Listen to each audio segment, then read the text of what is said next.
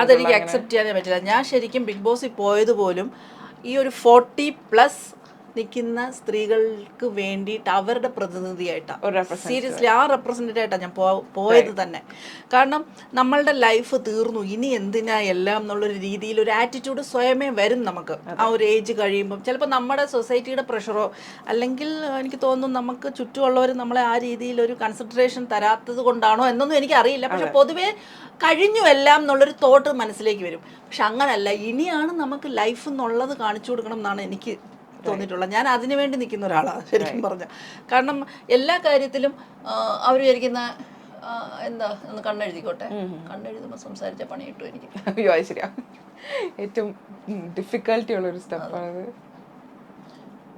ഞാൻ എപ്പോൾ കണ്ണെഴുതുമ്പോഴും ചെറിയൊരു പാലിടും. അത് പണ്ട് തൊട്ടുള്ള ശീലമാണ്. അതിട്ടില്ലെങ്കിൽ എന്തോ പോലെ തോന്നുന്നു, ഒരു ഇൻകംപ്ലീറ്റ് ഫീൽ അല്ലേ.